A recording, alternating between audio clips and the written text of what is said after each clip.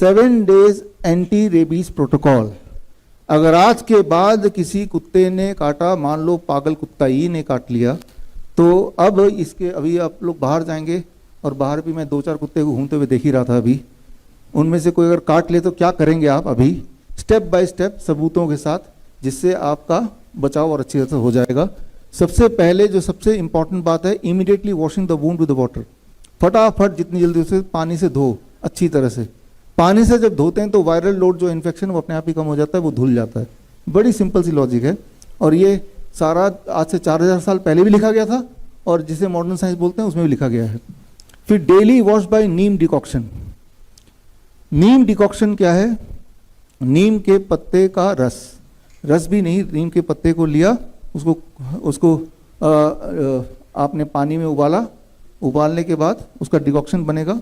आप एक बार इसको ले आए ताकि आपको एक बार समझा दें, क्योंकि जब हम डर जाते हैं ना तो हमारी होश उड़ जाते हैं फिर, इसलिए उसको अच्छे से देखिए, इसको समझिए।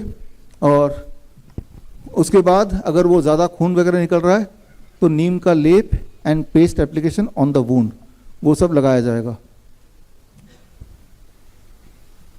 तो इसको यहाँ पे रख दो, फटाफट लेके आओ, यहाँ रख दो, ठीक है। तो मान लेते हैं स्टेप 1, इमेजिन कीजिए आपके कुत्ते ने पैर में काट लिया। पहला स्टेप क्या करेंगे? वॉश कर दिया। अब अगला स्टेप क्या करेंगे? नीम डिकॉक्शन, थोड़ा आप बता दो।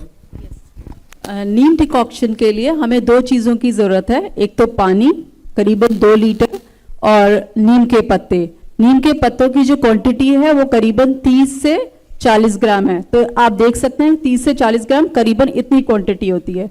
अब आप इसको अच्छे से वॉश कर लें, और अब आपने पानी को बॉईल करने के लिए रखना है, और बॉईल करते वक्त इनको जो वॉश करा हुआ है इसको अच्छे से क्रश कर लें हाथ से, और पानी में उबालने के लिए डाल दें।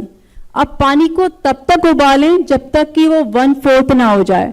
दैट मीन्स कि ये 2 लीटर जो पानी है जिसे आप देख सकते हैं, उसको इतना उबालना है कि वो 1/4 हो जाए, यानी कि 500 ml। तो जब आप इतना उबालेंगे तो करीबन कम से कम आपको 10 से 15 मिनट लगेंगे, और जब आप डिकॉक्शन लेंगे तो करीबन इतना पानी आपको मिलेगा, और यही पानी आपको वहां पे अप्लाई करना है वुंड वॉशिंग के लिए।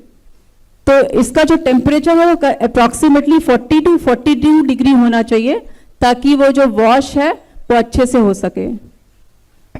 अभी आपने देखा कि ये वार्म वॉश, नीम डिकॉक्शन जब वो गर्म हो, वार्म हो, तब उसको उससे धोना है। दैट इज यहाँ पे स्टेप 1 की बात कर रहे हैं।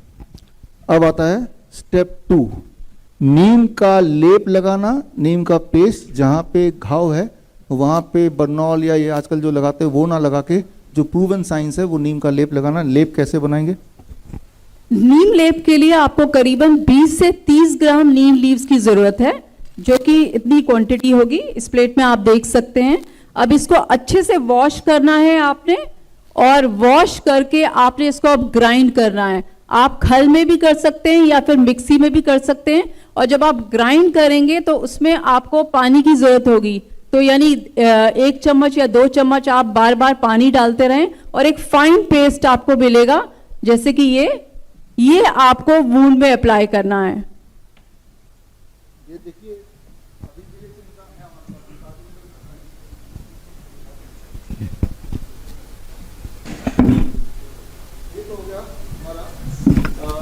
स्टेप 2 क्लियर हो गया ना ये, और ये रोज करना है, 7 दिन का प्रोटोकॉल है, ठीक है ना। Step 3 heat treatment. ये बहुत इंपॉर्टेंट, इंटरेस्टिंग, बहुत पावरफुल है कि स्टीम सोना बाथ, स्टीम बाथ बोलते हैं, सोना बाथ बोलते हैं। 40 to 50 डिग्री सेल्सियस जितना आप कर पाएँ, 10-10 मिनट दिन में 3 बार।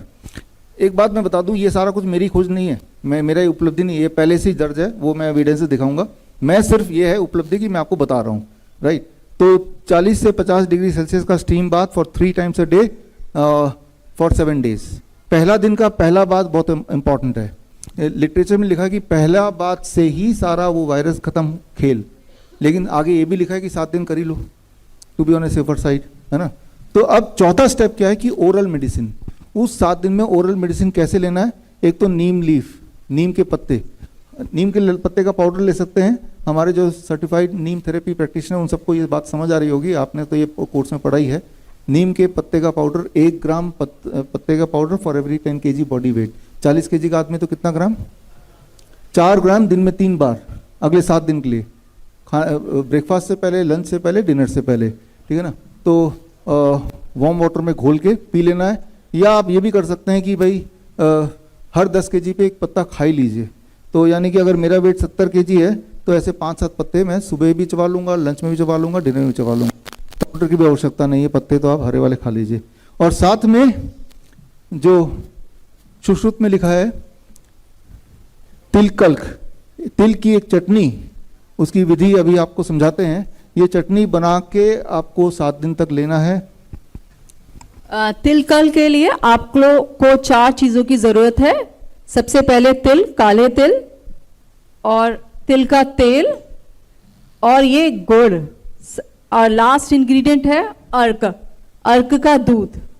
अब इनकी क्वांटिटी को देख लेते हैं। ये हमने तिलक बना रखा है, तिल को थोड़ा सा रोस्ट करके और पानी के साथ पीस कर हमने ये एक तिल की चटनी बना ली है। अब इसमें हमें तिल का जो तेल है वो करीबन हम लोग डालेंगे 2 चम्मच 10 ml के करीब।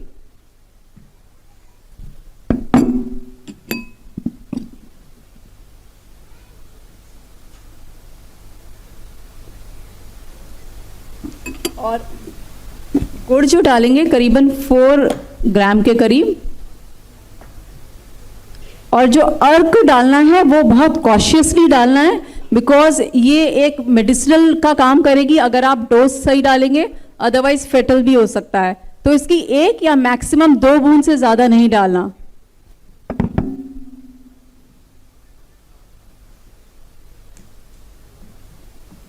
हम देख सकते हैं कि इसकी वो निकल रहा है करीबन 1 बूंद। 1 बूंद के करीब तो निकल ही गया है, एक और बूंद निकाले देते हैं। मैक्सिमम 2 बूंद से ज़्यादा नहीं होना चाहिए। और अब इसको बहुत अच्छे से मिक्स करना है। ये बड़ा टेस्टी सा चटनी बन गया है। कोई ट्राई करना चाहेगा अभी? जरूरी नहीं कि कुत्ता काटे तभी खाना है इसको, ऐसे भी खा सकते हैं। ये बन गया। कौन कौन ट्राई करना चाहता है आप में से? है कोई? आइए आइए, लीजिए, ये लीजिए, बताइए सबको कैसा लग रहा है टेस्ट। और कोई ट्राई करना चाहता है? आइए आइए, चटनी जब बनी गई है कैसा लगा ये बताया नहीं आपने? बहुत टेस्टी।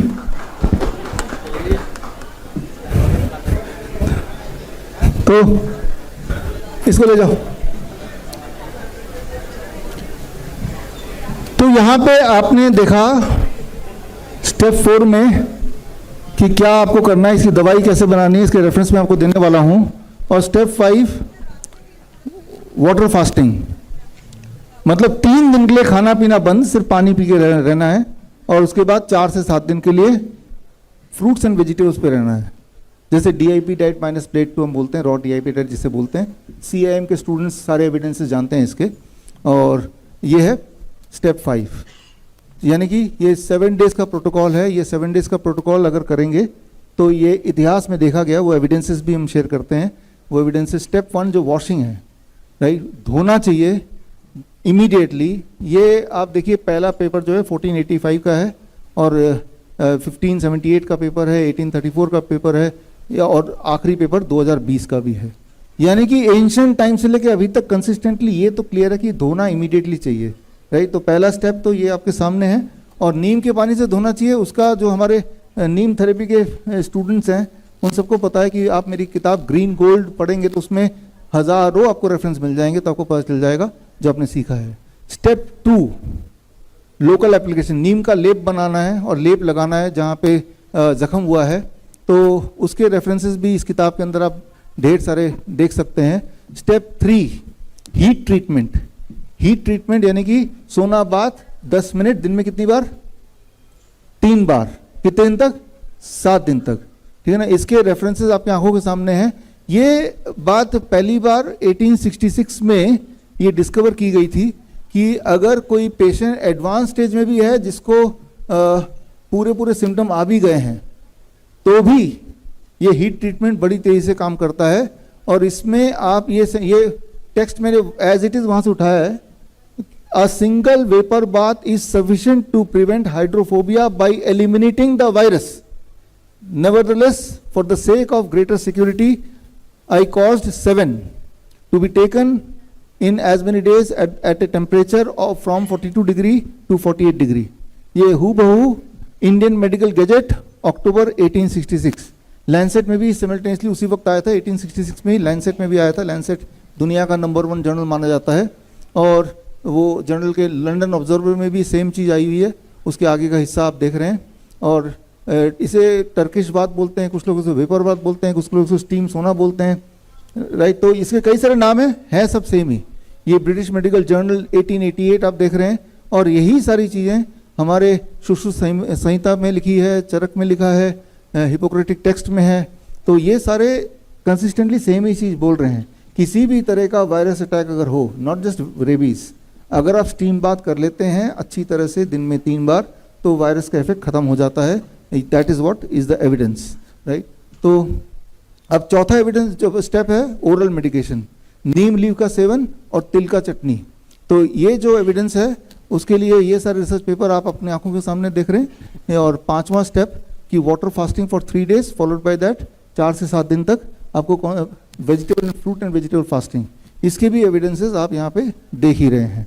तो अभी तक पिछले 4000 सालों के सारे एविडेंस को मिला के एक ऐसा ट्रीटमेंट जो सेफ हो और इफेक्टिव हो, वो हमें कुछ नुकसान ना पहुंचाए और हमारे ठीक होने के चांसेस बढ़ा दे, तो वो ये 7 days एंटी रेबीज प्रोटोकॉल आपकी आंखों के सामने है। अब इसको कंक्लूड करते हैं। अगर अब कुत्ता काटेगा तो क्या करना है? द बेस्ट तो है कि 7 days एंटी रेबीज प्रोटोकॉल कर ही लीजिए, और उससे कम इफेक्टिव सिर्फ धो तो लीजिए कम से कम, उससे भी कम इफेक्टिव कुछ मत कीजिए, लेकिन वैक्सीन मत लगाइए, राइट। कुछ नहीं करना भी बेटर है, कुछ नहीं करना भी इलाज है यहाँ पे, कि आप उसको छेड़ नहीं रहे हैं वैक्सीन लगा के, राइट। तो यानी कि vaccine is a modern superstition. बड़ी से बड़ी बीमारी का आसान से आसान इलाज घर बैठे ही हो सकता है। अधिक जानकारी के लिए कांटेक्ट करें nearest doctor BRC clinic @home।